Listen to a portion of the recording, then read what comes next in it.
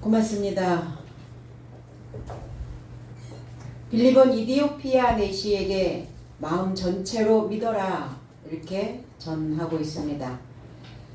우리는 과연 마음 전체로 온 마음으로 나의 모든 것을 믿음의 시작으로 들여놓고 있는가? 아니면 여전히 아직도 짝발을 띄고 있는가?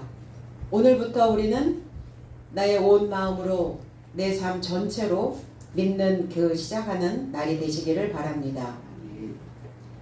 35절로 37절 그러자 빌립이 그의 입을 열어 성경으로부터 시작하여 그에게 예수를 좋게 전하였다.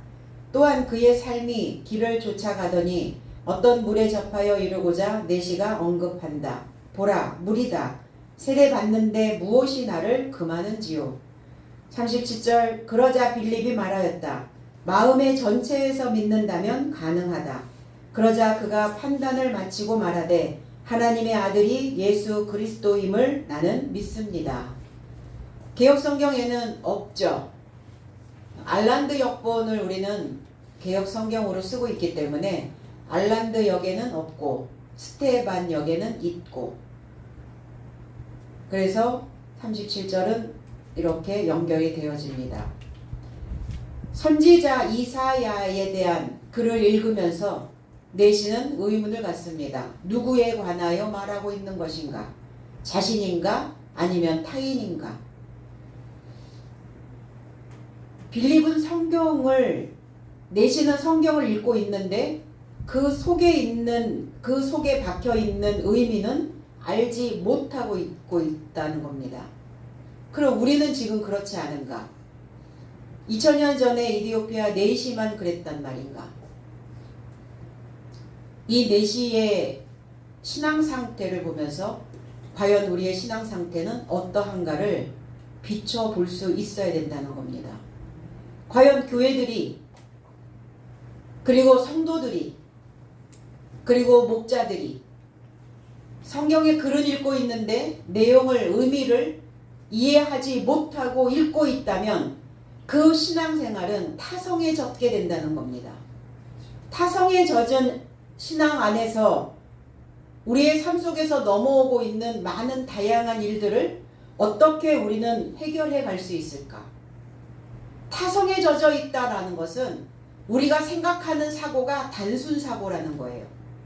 우리는 신앙 안에서 무엇을 배워야 하는가? 하나님의 소리를, 하나님의 말씀을 배워야 되는데 그 말씀 안에는 우리의 일상 안에서 넘어오고 있는 많은 문제들을 해결할 수 있는 힘이 그 말씀 안에 실어져 있다는 겁니다.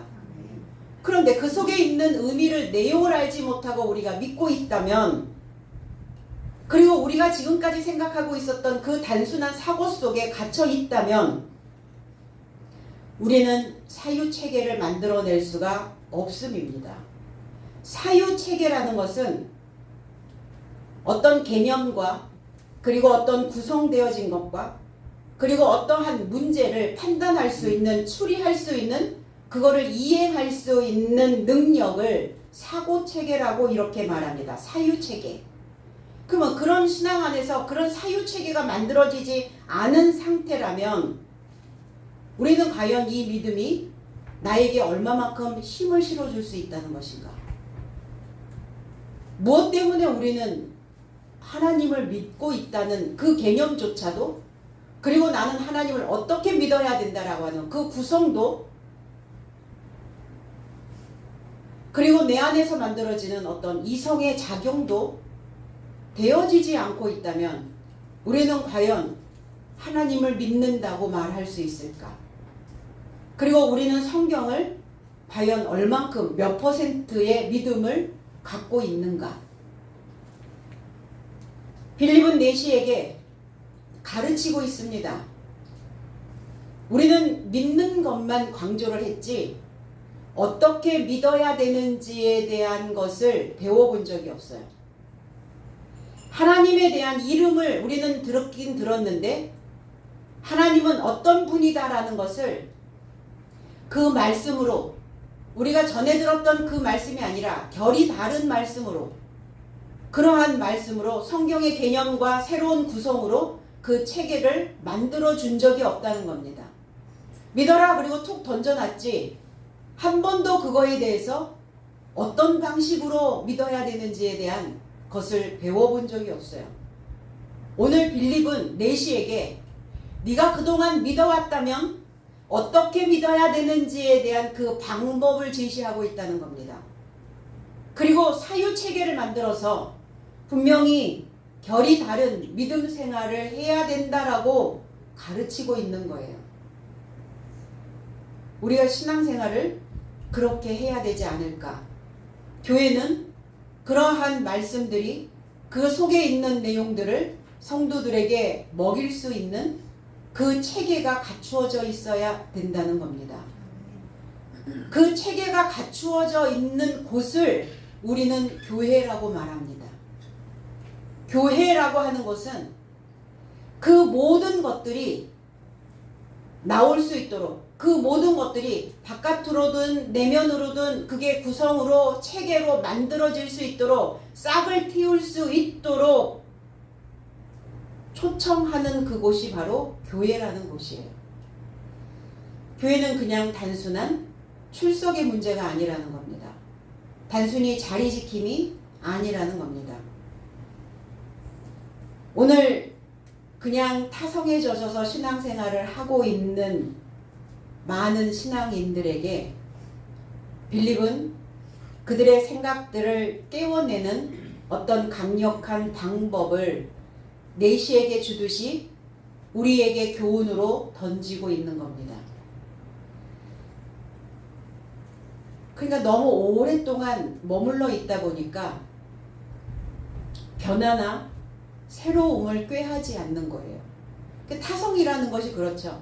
변화를 하거나 어떤 새로운 것들을 시도하거나 그런 변화무쌍한 어떤 신앙생활을 원하는 것이 아니라 그냥 나태한 습성, 그래서 그 삶에 좋지 않은 어떤 버릇들을 갖고 굳어있는 모습들을 우리는 타성해져졌다라고 표현을 합니다. 그러니까 무엇인가를 시작했으면 끝을 봐야 하는데 우리는 자꾸 미루는 습관이 습관처럼 패턴되어져 있죠. 미루는 습관이 습관화되어져 있다는 거예요. 타성해져져 있다는 겁니다. 그래서 하나를 보면 열을 안다 이런 표현들을 왜 합니까?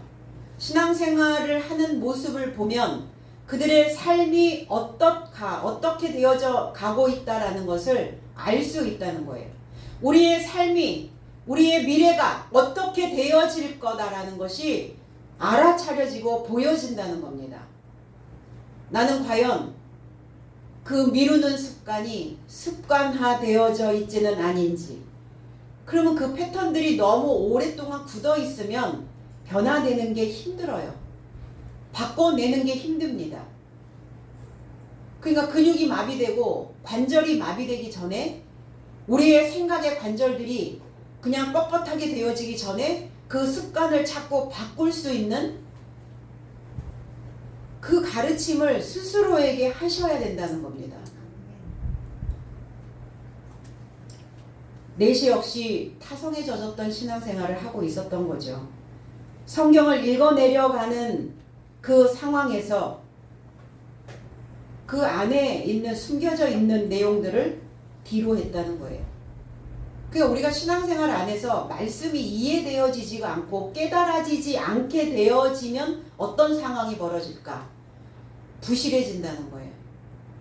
생각하는 것도 부실해지고 마음 먹는 것도 부실해지고 그리고 우리가 쓰는 언어도 부실해지고. 왜? 들어오는 언어가 부실하니까. 말씀이 부실하게 들어오니까. 이해되지 않고 깨달아지지 않고 있다면 부실해지는 거예요. 그러니까 우리가 하나님의 성전으로 건축되어져야 되는데 건축을 하는 그 상황에서도 뭐가 부실하단 말이에요. 그러니까 내가 정말 어떤 것을 믿고 있는지에 대한 확신이 들지 않는 거죠. 확인이 되지 않는 것은 부실한 믿음입니다. 오늘 빌립은 말하기를 좋아하는, 말타기를 좋아하는, 소식 전하기를 좋아하는, 다양한 언어를 구사해서 부실한 언어들을 채워주는 것을 좋아하는 자입니다. 그래서 그 사람의 말소리만 들어봐도 그 사람의 성향이 나오죠. 그 사람의 높낮이가 측정되어 줄 수 있다는 겁니다. 그래서 그리스도를 전하는 것을 좋아하는 빌립은 내시를 만나게 됩니다. 그럼 그냥 단순한 만남이었을까? 내시는 예루살렘에 예배를 드리러 갔다가 돌아오는 길에 빌립을 만나게 됩니다. 그러니까 그동안 신앙생활을 하면서 내시는 얼마나 소가리를 했겠어요. 내가 읽고 있는 것을 도대체 이해할 수 없으니까 속에 덮여 있는 그 내용이 무엇인지를 알 수 없으니까 찾았다는 겁니다. 두리번거려야죠. 결국은 두리번거렸고 내시는 빌립을 만나게 됩니다. 성경에 있는 하나님의 뜻을 아는 그 소식을 가지고 있는 자의 삶을 우리는 하나님의 형상이 되었다라고 말합니다. 우리는 하나님의 형상 되길 원합니다. 그럼 하나님의 형상이 어떻게 됩니까? 겉으로? 외모로? 하나님은 외모를 취하지 아니하신다. 겉을 보지 아니하신다. 속을 보신다. 중심을 보신다. 하나님의 형상을 만들어 가지려면 하나님의 말씀이 제대로 이해되어지고 깨달아져야 돼요. 그것이 내 삶을 채워가야 되는, 그래서 그 말씀이 채워진 자를 하나님의 형상 되었다 이렇게 표현합니다. 그 사람이 가지고 있는 그 소식에 의해서, 그 사람이 가지고 있는 그 말씀을 통해서 사람들은 그렇게 자신을 표현하며 삽니다.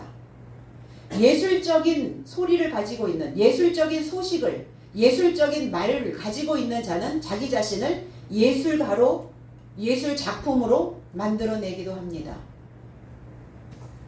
평범한 생각을 가지고 있는 사람들은 자기 자신을 평범하게 만들 수밖에 없습니다. 우리가 성경 공부를 하는 이유는, 성경을 배우는 이유는, 성경의 언어를 습득해야 되는 이유는 하나님의 형상을 만들어야 되기 때문이에요.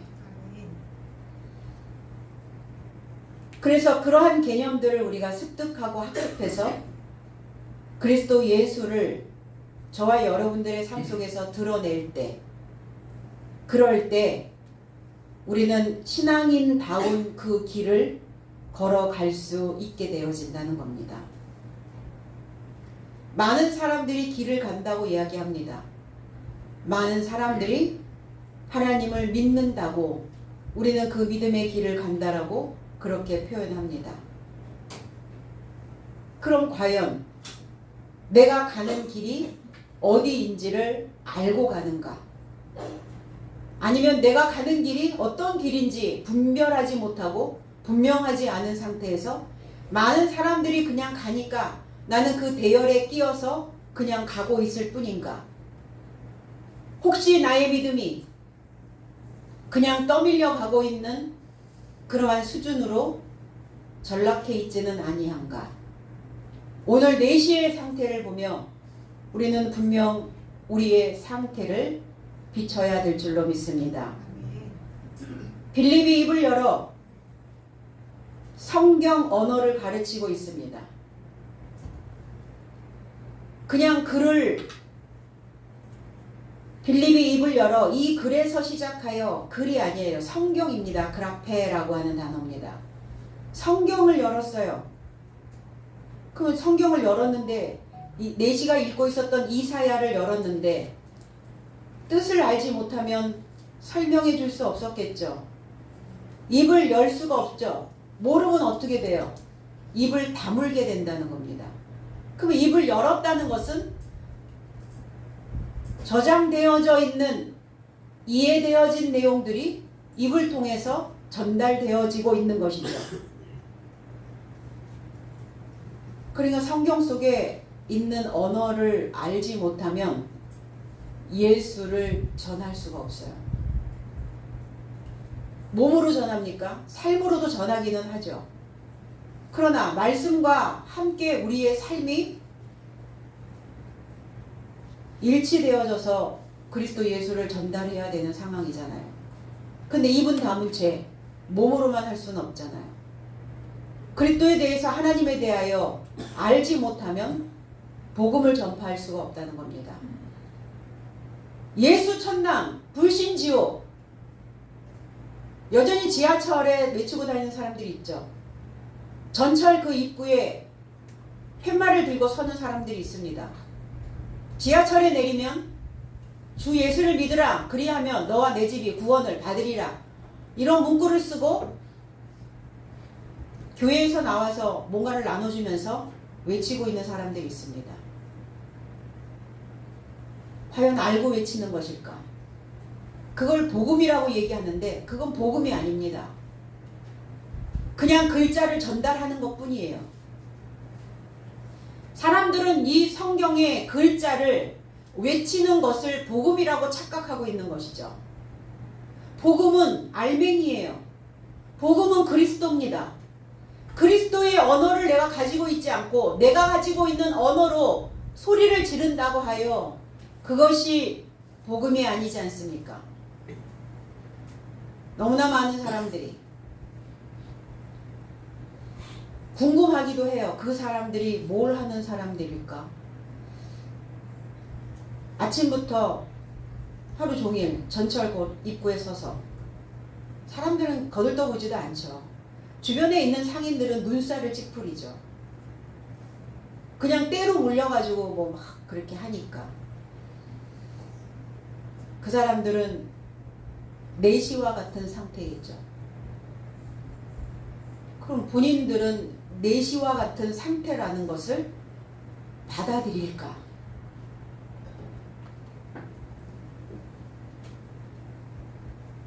우리의 생각 속에, 그래서 사람들의 생각들이 너무나 그렇게 짤막해진다는 거예요. 토막이 나버린다는 겁니다. 내가 이렇게 해도 되겠지라고 생각하는 거예요. 이런 방식으로 믿어도 되는 거겠지. 내가 가서 외치기만 하면, 성경에 있는 글자만 외치면 그게 복음이라고 사람들은 받아들이겠지. 그렇지 않죠.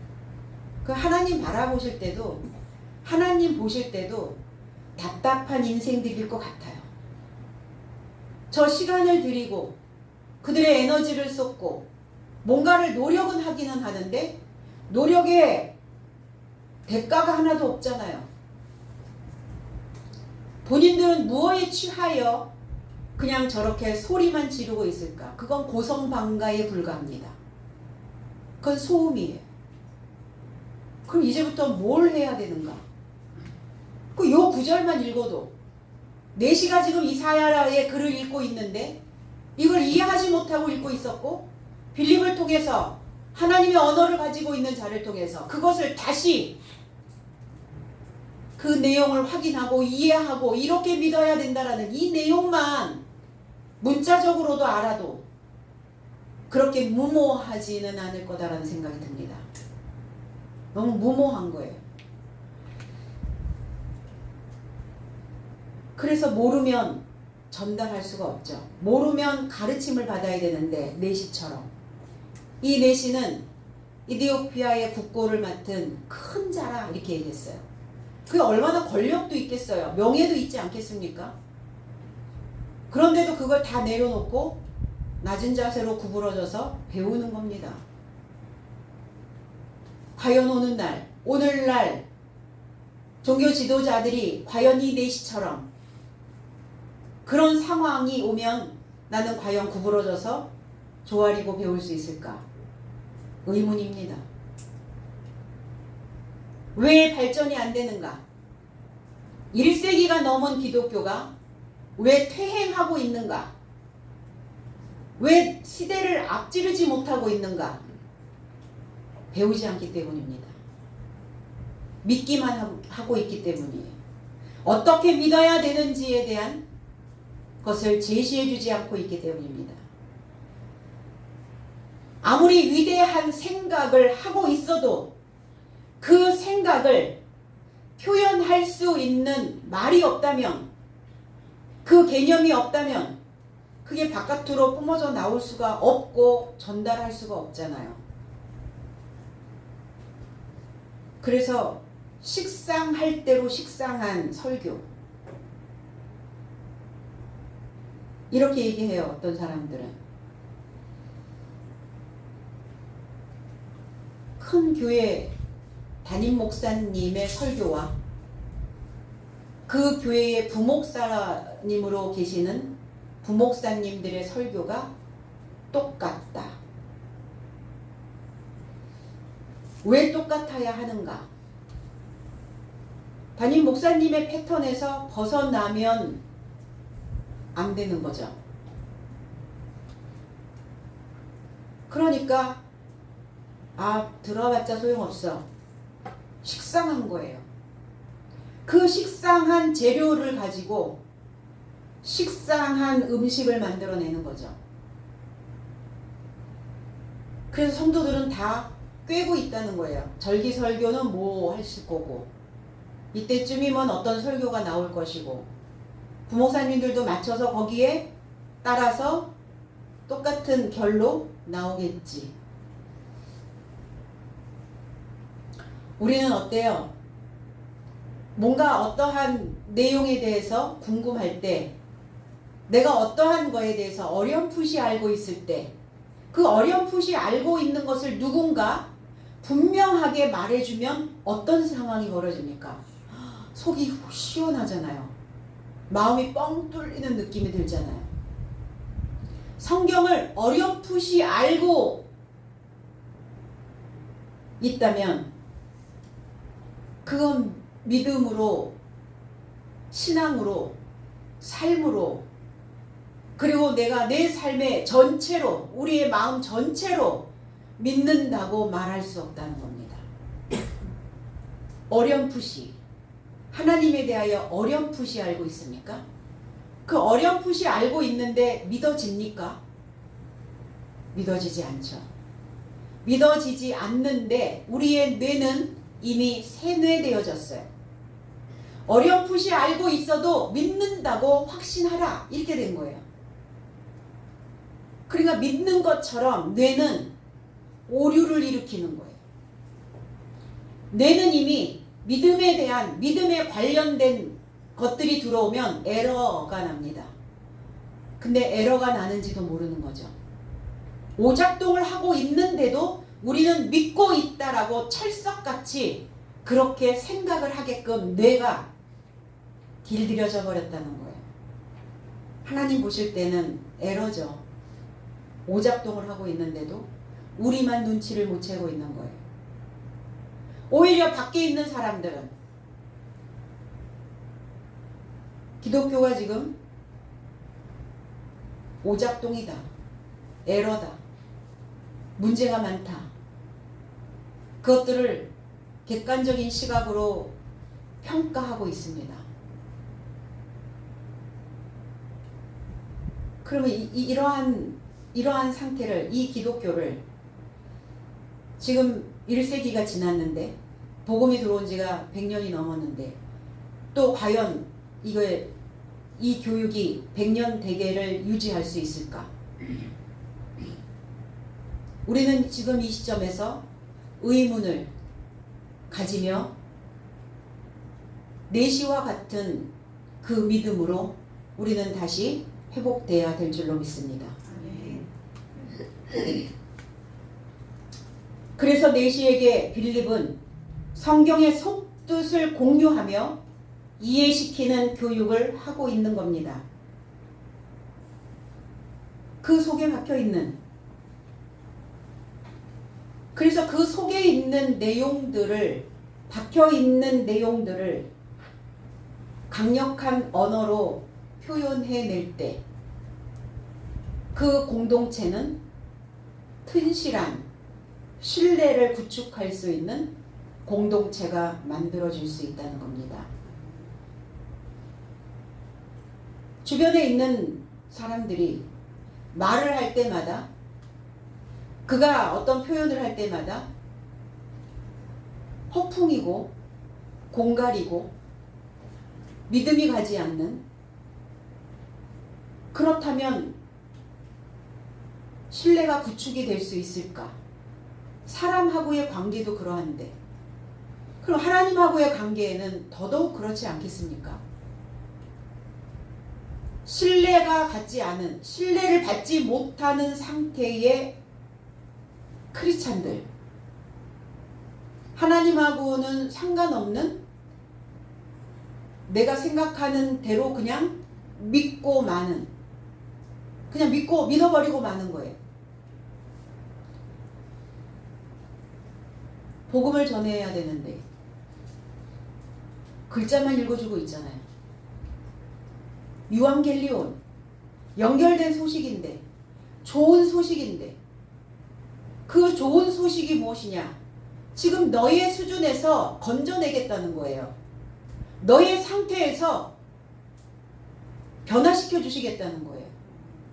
너의 날들에서 그 지루하고 식상하고 어렴풋이 믿고 있었던 그 시간대에서 우리를 바깥으로 꺼내주시겠다는 거예요. 이 좋은 소식이죠. 그래서 복음을 가르치고 있는 겁니다. 소식을 가르치고 있는 거예요. 해상도가 높은 말씀으로 가르치고 있는 거예요. 그래서 하나님의 언어를, 하나님의 말씀을 우리가 배우지 않으면 그 신앙은 틀에 박히게 돼요.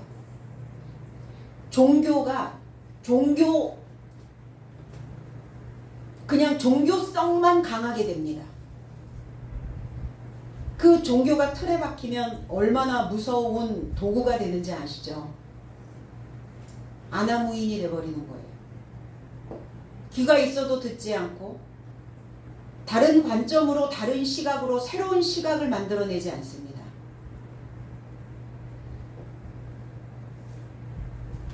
그래서 우리의 생각들이 계속 순환되어질 수 있도록, 틀에 박히지 않도록, 틀에 박혀 있는, 그 틀에 박혀버려 있는 것들을 빼내려면 얼마나 많은 힘이 필요합니까?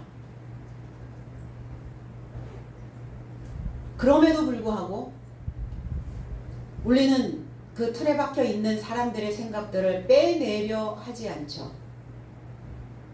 내 힘이 들어가야 되니까. 내가 애써야 되고 수고로워야 되니까. 그러면 자신도 나도 결국 틀에 박혀 있다는 거예요. 그 틀에 박혀 있는 사람을 묵인하고 간다는 건 나도 틀에 박혀 있다는 겁니다. 그러다가 이제 어느 날 비바람이 몰아오고 폭풍우가 일어나면 틀에 박혀 있는 것들이 그거에 의해서 인위적으로 빠져나오게 되죠. 그때 깨닫게 되면 힘들잖아요. 그래서 평안하다, 안전하다 할 때 과연 내가 새로운 것들을 배우고 있는가? 내 생각 속에 돌아가고 있는 그 소식은 어떤 소식으로, 그게 좋은 소식인가? 아니면 나는 나를 계속 틀에 박히게 만드는 나쁜 소식인가를 분별해낼 수 있어야 된다는 겁니다. 그래서 틀에 박혀 있는 사람들은 틀에 박혀 있는 상태로 세상을 보죠. 그리고 사람들을 보죠. 그러니까 온통 세상은 불합리하게 보이는 거예요. 그 틀로만 보니까. 겉으로 표면적으로 드러나는 그 삶은 그냥 그럭저럭 가는 것 같은데 그 속은 평탄치가 않습니다. 평안하지가 않아요. 잔잔하지가 않습니다. 그래서 우리는 하나님의 말씀은 정련된 말씀이에요. 잘 정돈되어지고 잘 재련되어지고 잘 숙련되어진 이 정련된 이 하나님의 말씀으로 내 삶을 늘 디자인할 수 있어야 된다는 겁니다. 에베소서 6장 19절에 또 나를 위해 구할 것은 내게 말씀을 주사 나로 입을 열어 복음의 비밀을 담대히 알리게 하옵소서 할 것이니 그랬어요. 제 해석은 또한 내게서 초월하여 내 입의 열림 안에서 내게 말씀이 주어져 복음의 비밀을 솔직히 알게 하려 함이다. 복음은 뭐냐? 비밀입니다. 복음은 뭐냐? 감춰져 있다는 거예요. 그러니까 복음을, 비밀을 알려면 그 비밀을 열 수 있는 키를 가지고 있는 사람이 필요하다는 거예요. 암호를 풀 수 있는, 그 암호를 해독할 수 있는 그 지식이 있는 사람이 반드시 있어야 된다는 겁니다. 성경은 보이는 대로 이게 자가 아니라는 거예요. 비밀이라는 거예요. 주님은 분명히 오셔서 성경은 다 그렇게 비밀로 비유로 되어져 있다. 배우는 자에게만이 그 비밀이 열릴 수 있다는 거죠. 어떻게? 복음의 비밀이 솔직하게. 솔직하다는 것은 뭐예요? 거기에 그 어떤 군더더기가 없다는 겁니다. 이것저것 막 이렇게 얹어서 퓨전으로 만들어내지 않는다는 겁니다.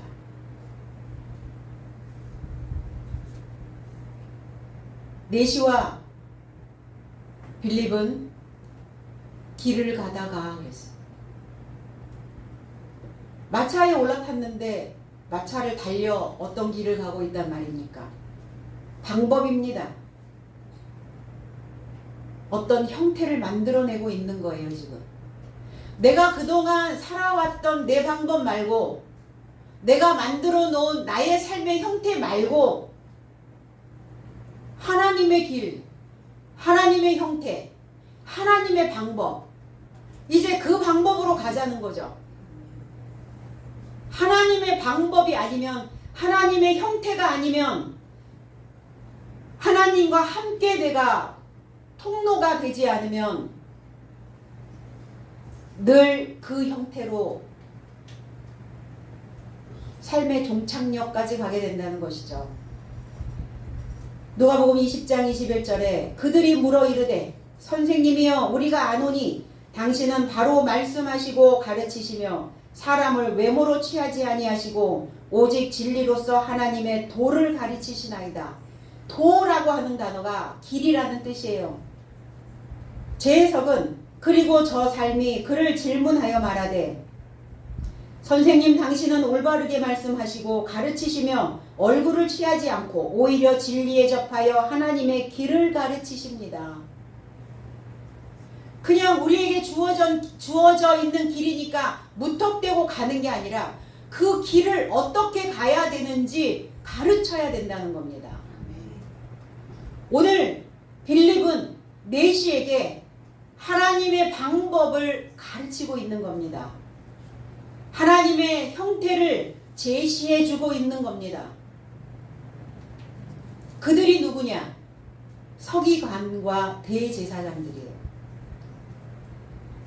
주님의 가르치심이 진리에 있고 주님의 가르치심이 올바르다라는 것을 알고 있는데 이들은 서기관과 대제사장 이들은 주님을 책잡으려고 물어보고 있는 거예요.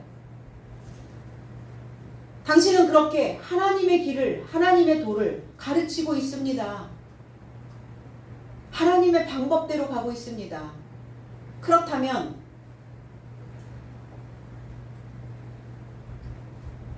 가이사에게는 무엇을, 가이사에게는 어떤 방법을, 가이사에게는 어떤 형태를 가르치실 겁니까? 그 비아냥거렸거든요. 그러니까 그리스도께서 데나리온을 가지고 와라. 그 데나리온에 가이사의 형상과 가이사의 글, 가이사의 방법과 가이사의 형태가 있다면 가이사에게 주라. 하나님의 방법과 하나님의 형태가 있다면 하나님께 드려라. 그들의 입을 다물게 만들어 버리신 거예요. 너희들이 지금까지 하나님을 믿는다고 말하는 자들 아니냐, 지도자들 아니냐, 목사 아니냐, 가르치는 선생 아니냐.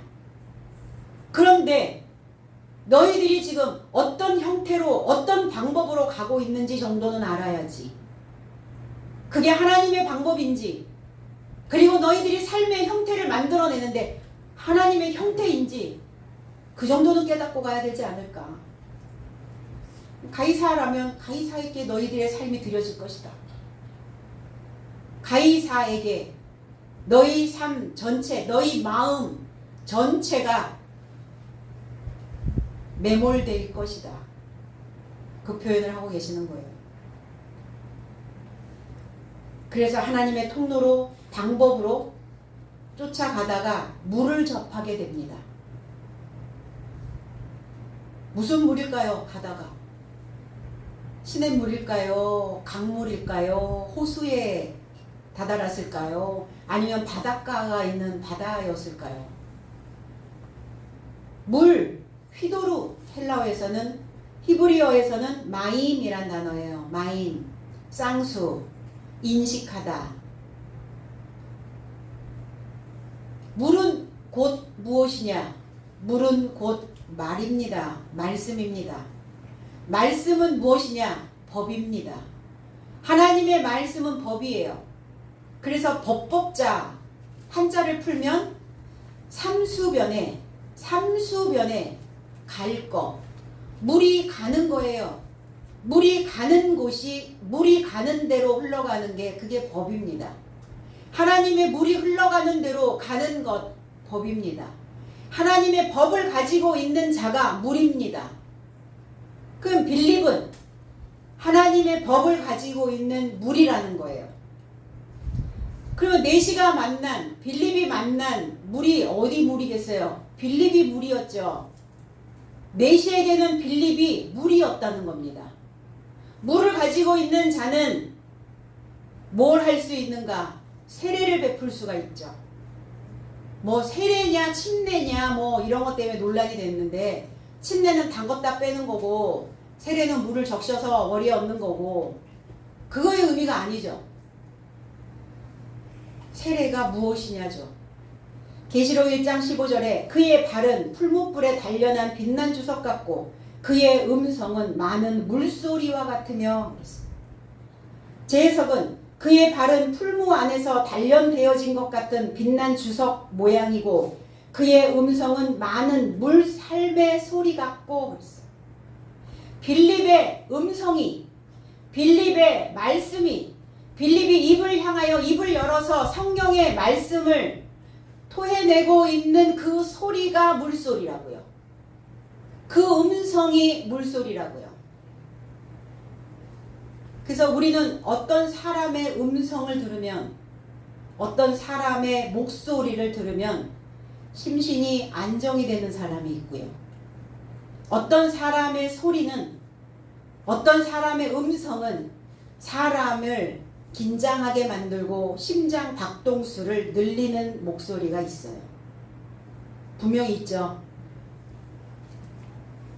그래서 태내에 있는 아이들도 소리에 상당히 민감합니다. 부모의 소리가 너무 높거나 소리를 안 내거나 그러면 이 안에 있는 아이는 소리를 들을 수가 없게 되죠. 부모의 소리가 너무 고음이면 아이는 소리에 민감하게 태어납니다. 유전적으로. 그래서 따시락만 하면 깨는 거예요. 까탈스러운 아이가 되는 거예요. 그래서 중저음의 아버지의 음성을 들려주는 것이 태아에게는 굉장히 안정적인 심장 박동수를 가져다 준다는 연구 결과들이 있습니다. 너무 높아도 너무 낮아서 무슨 소리인지 들리지 않는 이게 과연 우리가 내는 소리는 많은 물소리, 복음의 소리, 사람을 살리는 좋은 소리가 되어져 있는가? 누가 입을 열면 불안에 떨고 있지는 아니한가? 거친 소리가 나올까봐 그저 숨죽여 있지는 아니한가? 그 거친 음성이 나오지 않게 나는 계속 끊임없이 비위 맞추고 있지는 아니한가? 그 소리가 언제 폭발할지 몰라서 내심 늘 조마조마하며 지내고 있지는 아니한가? 주님의 음성은 사람들의 생각들을 평안하게 만드는 그 생각들을 각인시켜 줄 수 있는, 그리고 인식시켜 줄 수 있는 우렁차지만 결코 사람의 생각들을 해하지 않는, 사람의 마음에 상처를 주지 않는 소리였다는 거예요. 강력했지만 그 소리가 파고들을 때 폐부를 찌르는, 심장을 찌르는 소리이기는 했으나, 그러나 그 소리가 결코 사람들의 생각들을 악하게 만들지는 않았다는 겁니다.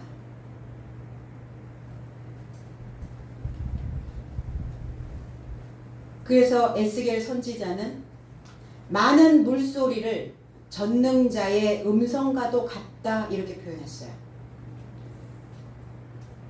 그래서 하나님 뜻대로, 그 법대로, 그 물이 흐르는 대로 사람들은 흘러가죠. 내 안에 있는 법대로, 내 안에 있는 물대로, 그 물결이 치는 대로 인생은 흘러갑니다. 그럼 과연 우리는 하나님의 법대로 지금 그 물대로, 그 음성대로 흘러가고 있는가? 그 법대로, 하나님의 음성대로, 그 물소리대로 흘러가고 있다면 그 생각은 부러지지 않는다는 거예요. 그래서 어떠한 상황이 몰아쳐도 생각이 동강나지 않고 부러지지 않고 견뎌낸다는 겁니다. 왜? 생각이 흘러가고 있으니까. 하나님의 물소리가 내 속에서 흐르고 있으니까 견뎌내는 거예요. 그런데 흐르지 않으면, 내 방법대로 내 물이 흘러간다면 순간순간 얼음 돼버리겠죠. 어떤 상황이 만들어지면 그 상황 때문에 꽁꽁 얼어붙겠죠. 단단하니까 어때요? 부러져 버리는 거예요. 견뎌내지 못합니다. 그래서 흐르면 하나님의 법과 함께, 하나님의 음성과 함께, 하나님의 물과 함께 흐르면 역경을 이겨내게 된다는 겁니다. 내시는 세례를 받고자 했어요. 세례가 무엇이냐? 그 법으로 완전히 잠기는 겁니다. 머리서부터 발끝까지 완전히 착색되어지는 거예요.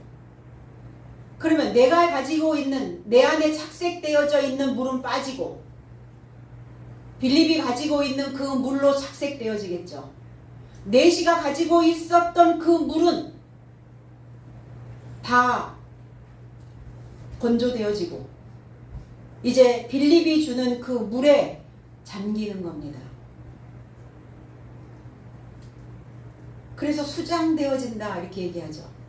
로마서 6장 4절에 그러므로 우리가 그의 죽으심과 합하여 세례를 받음으로 그와 함께 장사되었나니 이는 아버지의 영광으로 말미암아 그리스도를 죽은 자 가운데서 살리심과 같이 우리로 또한 새 생명 가운데서 행하게 하려 함이라. 제 해석은 그런즉 아버지의 영광으로 인하여 그리스도가 죽은 삶에서 일으켜진 것과 똑같이 하려고 내 삶이 세례로 인하여 사망에 이르고자 그와 함께 장사되었으니 이와 같이 나의 삶도 살아있는 영의 새로움 안에서 활보하자. 세례를 왜 받는가? 그리스도와 함께 죽고 그리스도와 함께 사는 겁니다. 세례 요한에 의하여 물 세례, 구약적 사고에서 신약적 사고로 그 물이 바뀌는 거예요. 이게 물 세례. 구약적 사고에 있었던 내시가, 무지하여서 있던 내시가 이제 그리스도를 만날 준비를 하고 있는 겁니다. 근데 뇌물이 빠져야 가르침을 받아들일 거 아니에요. 내시가 여전히 자기의 물로 착색되어져 있었다면 빌립이 아무리 하나님의 말씀을, 하나님의 물소리를 그에게 세례를 베풀었다 할지라도 착색되지 않았을 거예요. 가르침이라는 것은 그렇다는 겁니다.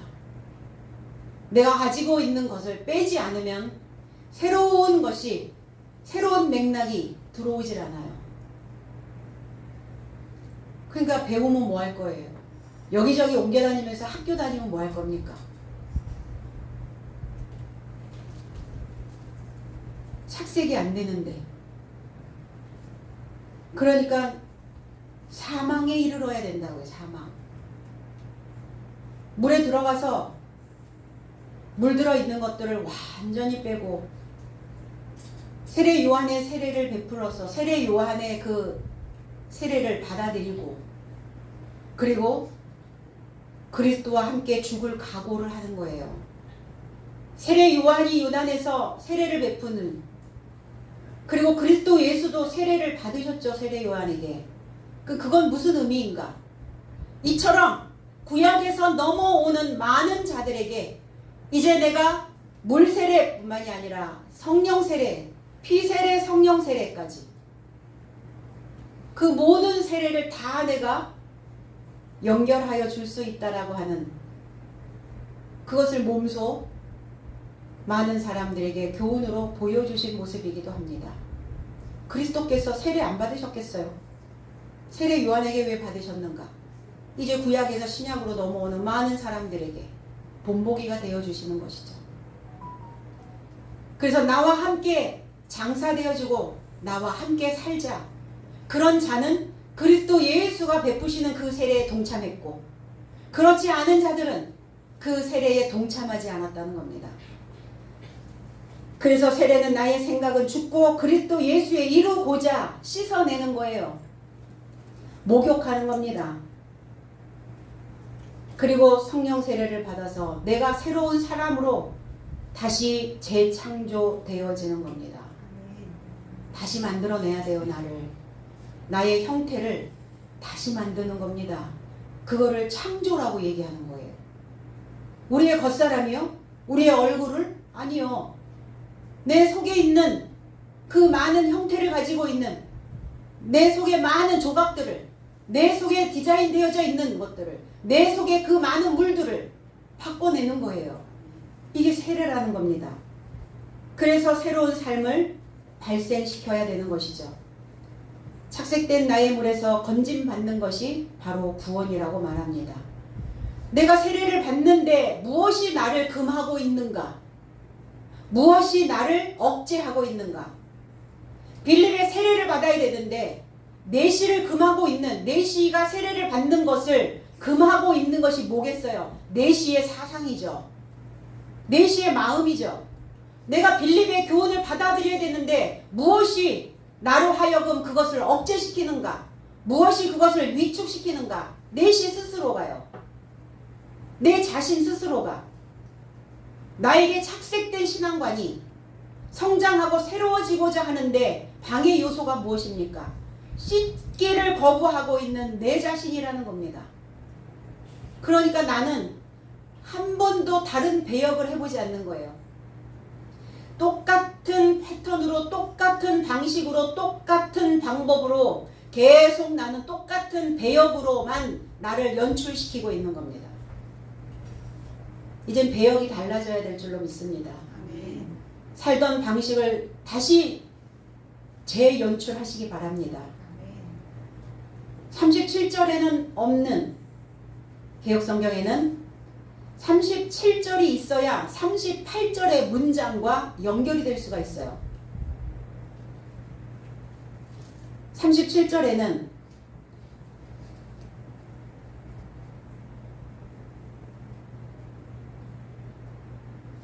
빌립은 내시에게 그러한 삶을 제공했었죠. 전부 너의 온 마음을 다하여 너의 마음의 전체에서 이렇게 표현했죠. 너의 온 마음, 전체의 마음, 너의 전부의 마음, 너의 마음이 전부를 다 하고 있다면 넌 세례받을 수 있다. 우리가 신앙생활을 하면서 내 마음 전부를 드려야 우리는 새로운 삶으로 세례받고 창조되어 줄 수 있다. 그 말을 하는 거예요. 빌립은. 마음 전체에서 믿어라. 마가복음 12장 30절에 내 마음을 다하고 목숨을 다하고 뜻을 다하고 힘을 다하여 주 너의 하나님을 사랑하라 하신 것이요. 제 해석은 그리고 너의 전체 마음에서 다 하고라고 하는 이 단어가 홀로스란 단어예요. 전부, 전체 이런 단어.